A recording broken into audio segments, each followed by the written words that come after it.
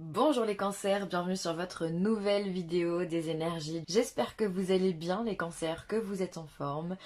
En tous les cas, voilà, j'espère que vous allez bien. Alors pour ce tirage, j'ai utilisé le tarot du féminin sacré, le tarot psychique, l'oracle de l'énergie et ensuite en carte conseil, on aura le chemin pavé d'or, l'oracle des chakras et l'oracle des amoureux. Je les ai pas encore tirés comme le mois dernier, donc on le fera ensemble tout à l'heure sans problème. Je me permets de vous rappeler que ce tirage il est général, il ne peut pas correspondre à tout le monde, vous le savez, c'est normal. Dans ce cas, je vous invite à aller consulter votre signe ascendant et ou votre signe lunaire, mince. Voilà, et bien allez, on y va. Hop, j'ai tout dit, c'est parti. De façon générale, qu'est-ce qui va se passer pour le cancer? Alors, hop, c'était pas dans ce sens. Voilà, 2 d'épée. Valet d'épée et 4 de denier. Où il y a du doute, d'accord, il y a du mental, il y a de la réflexion, on doit choisir entre plusieurs possibilités.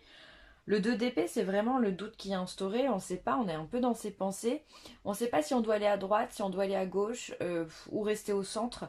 Enfin voilà, il y a toute une réflexion, peut-être qu'il y a des opportunités qui vous sont proposées et vous ne savez pas quelle direction prendre.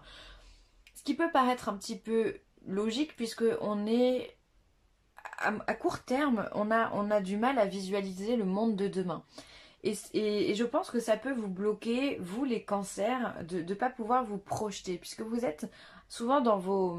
Le cancer est souvent dans ses rêves, dans son monde, dans sa bulle, et il a besoin de pouvoir se projeter, mine de rien. C'est un intuitif, il a besoin d'avoir un peu plus d'éléments pour faire ses choix. Donc voilà, mais en tout cas, on voit que vous allez réfléchir parce qu'ici on a le valet d'épée, donc on est toujours dans le mental et la communication.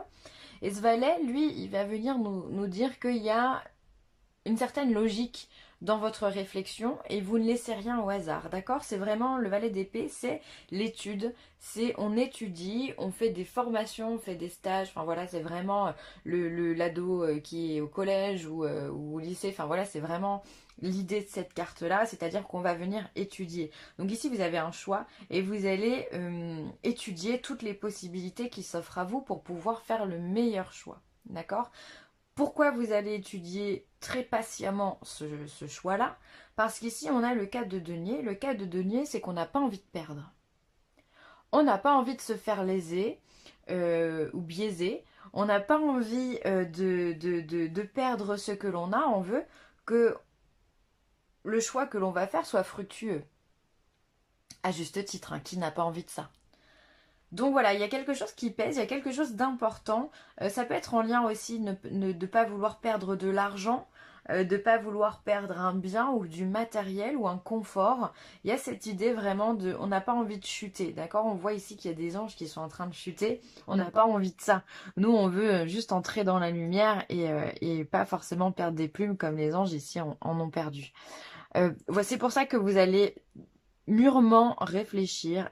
Ça peut être une proposition d'emploi où on n'a pas envie de perdre sa place parce que peut-être qu'elle n'est pas si nulle que ça.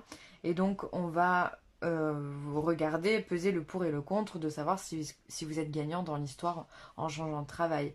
Ça peut être pourquoi pas partir sur de nouvelles études, une nouvelle formation. Ça peut être vraiment ça le cœur de l'histoire. Savoir qu'est-ce que vous avez envie de mettre en place, qu'est-ce que vous avez envie d'étudier, dans quoi vous avez envie de vous reconvertir. Enfin voilà, en tous les cas, il y a cette notion de on ne veut pas perdre. Je réfléchis parce que c'est pas le moment de perdre quelque chose.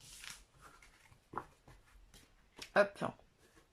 Ensuite, au niveau professionnel, succès triomphal, chagrin et peine, et passer à autre chose.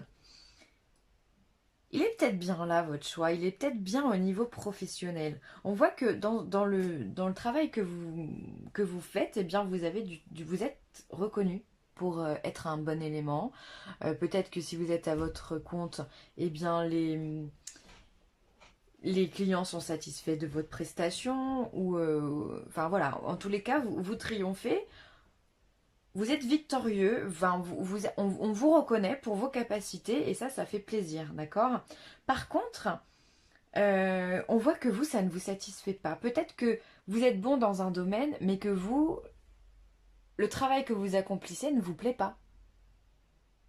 Et vous avez besoin de quelque chose qui vous plaise, vous avez besoin de quelque chose qui vous qui vous prend les tripes, là, que le matin vous vous levez, vous y allez, vous donnez tout, vous êtes heureux de votre journée. Là, on voit vraiment que, ouais, ok, vous êtes reconnu, c'est bien, mais vous, ça vous pèse plus qu'autre chose. Il y a quelque chose qui ne fonctionne pas avec vous. J'ai l'impression que d'un point de vue extérieur, tout va bien. Vous êtes force de proposition, vous avez des idées, vous avez du caractère et de la détermination, vous savez mener une équipe, enfin vous avez ce rôle de responsable, peu importe votre fonction, on peut compter sur vous. Mais ça, il y a quelque chose, peut-être que ces responsabilités, eh bien, elles vous pèsent et vous avez besoin de passer à autre chose. Vous avez besoin de laisser derrière vous, en fait, tout ce schéma-là. Je pense vraiment que là, on parle du professionnel. C'est-à-dire que vous avez un choix à faire, mais mine de rien, les conditions dans lesquelles vous êtes sont pas forcément si nulles que ça, d'accord? Si mauvaises que ça. Du coup, vous n'avez pas envie de laisser vos plumes et vous étudiez très sincèrement comment vous pourriez passer à autre chose, comment vous pourriez laisser cette activité de côté pour pouvoir engendrer quelque chose qui vous plaise, d'accord? Là, on est que dans le mental, hein. C'est quand même... on a 6 cartes de tarot, puisque ça c'est le tarot psychique, et on a 5 cartes qui parlent du mental. Donc là, ça va donner les cancers. Hein. La réflexion, ça va y aller. Hein. Essayez de ne pas tomber dans un blocage du mental, d'accord? Essayez de vous aérer l'esprit justement pour pouvoir prendre vos décisions. Restez pas trop fixé sur tout ça parce que vous pourriez bien perdre pied. Hein. Quand il y a trop de mental, on n'arrive plus à réfléchir, on n'arrive plus à avancer. Donc, sortez, voyez des gens, prenez l'air, méditez s'il y en a qui aiment le faire. Enfin voilà, prenez le temps à la réflexion, mais ne soyez pas fixé dessus non plus. D'accord? Votre intuition de toute façon vous aidera. Hein. Vous avez envie de changement. On le voit ce personnage, hein, il laisse derrière lui l'obscurité pour aller vers la lumière. C'est très beau, donc vous aujourd'hui, votre travail, on sent que c'est pas bon quoi. Il y a quelque chose qui ne vous convient pas et vous allez aller chercher la lumière.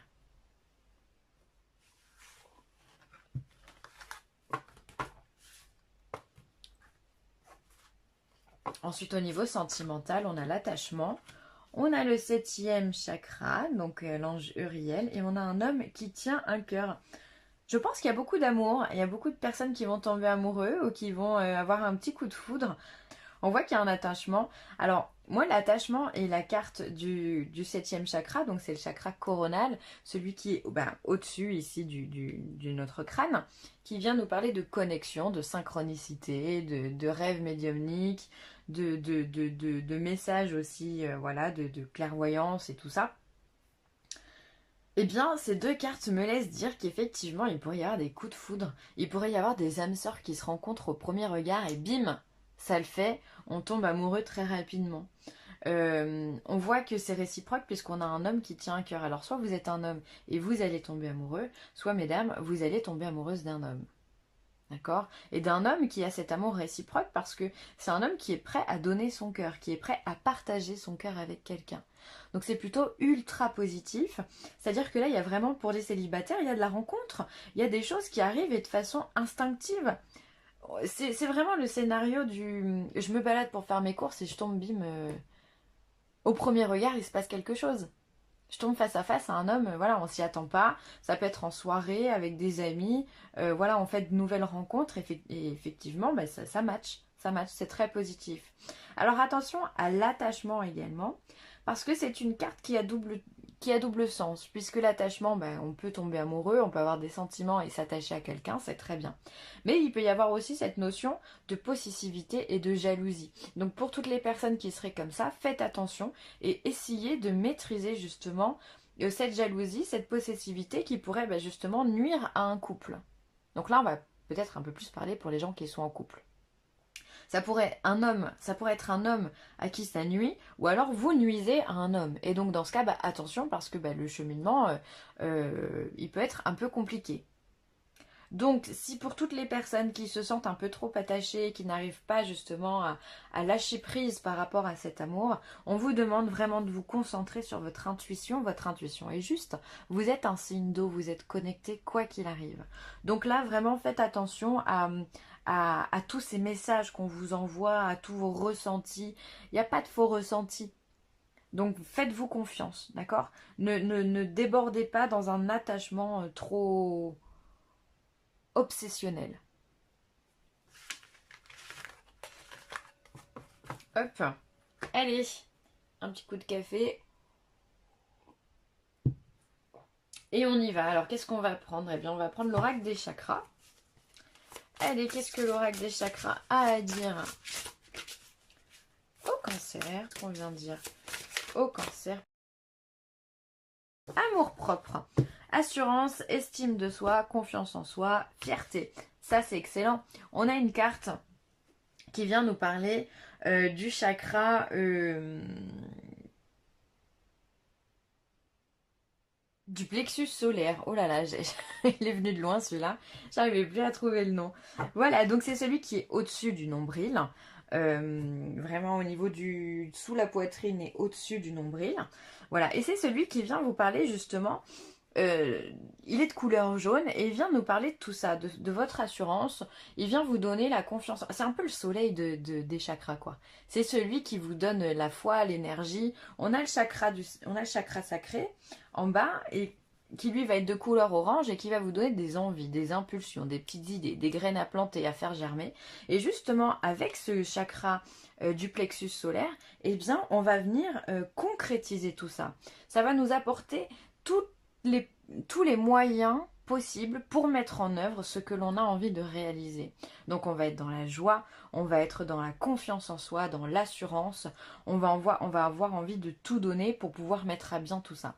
Donc, pour ceux qui n'arrivent pas à faire leur choix, comme on l'a vu précédemment, je vous invite à travailler sur votre chakra du plexus solaire, à inviter la couleur jaune à rentrer dans votre corps, à faire briller cette couleur comme un soleil, hein, vraiment, faites-le tourner dans le bon sens, faites vibrer cette couleur à l'intérieur de vous, d'accord? Prenez aussi des bains de soleil, pourquoi pas, ça va vous apporter de la vitamine D, ça va vous faire du bien et ça va vous faire rayonner. Donc là, je vous invite vivement à travailler sur ça pour que vous puissiez prendre vos choix et notamment passer à autre chose d'un point de vue professionnel.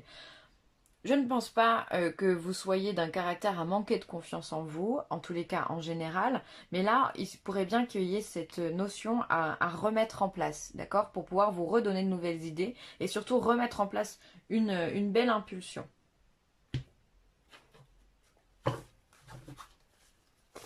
Allez, le chemin pavé d'or, qu'est-ce qu'il a à dire au cancer? Signe du cancer.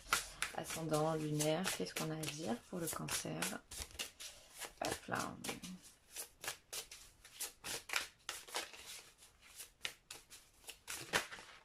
Allez, tac tac. La montagne de jade. Alors ça c'est une très belle carte puisque le jade c'est une pierre qui est toute particulière. Elle est très connue au Japon par exemple, dans les pays orientaux, pardon, pour apporter une certaine sagesse. Alors il en existe de plusieurs couleurs, d'accord? Par exemple, la jade rose va vous apporter l'amour, la jade verte, l'abondance et la prospérité. La jade blanche, si je dis pas de bêtises, ça doit être la paix intérieure et la sérénité. Bref, en tous les cas, on vous demande de travailler cette valeur. Vous avez de la valeur. Pour moi, c'est vraiment ce que j'entends. Et la montagne de jade, là, pour le coup, représentée en vert, vient vous dire que vous marchez sur une montagne d'abondance, d'accord? Il suffit simplement de vous baisser, ramasser l'abondance. L'abondance est tout autour de vous. Parfois, il suffit d'ouvrir les yeux, d'accord? On vous dit que vous êtes quelqu'un de plein de richesses, plein de bonnes intentions, voilà, vous êtes authentique et vous vibrez ça. Donc une fois que vous aurez repris votre assurance, vous allez pouvoir être en possibilité de pouvoir redonner votre sagesse, votre abondance d'amour, votre abondance financière. Enfin voilà, vous allez retrouver toutes ces richesses-là à l'intérieur de vous. Très très belle carte. C'est la sérénité, la paix. Vraiment, la jade, hein, c'est une pierre qui est assez coûteuse déjà.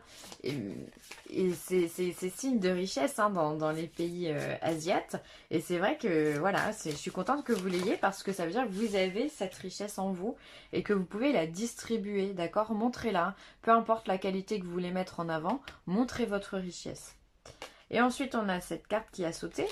La passion, tu es doté de magnétisme et de séduction en ce moment, profites-en. C'est ce que je vous disais tout à l'heure, c'est qu'on voit que vous avez au niveau sentimental, vous avez l'intuition, il pourrait y avoir du coup de foudre dans l'air, d'accord? Donc le coup de foudre, c'est forcément dû à du magnétisme, à un charisme particulier, à une connexion particulière.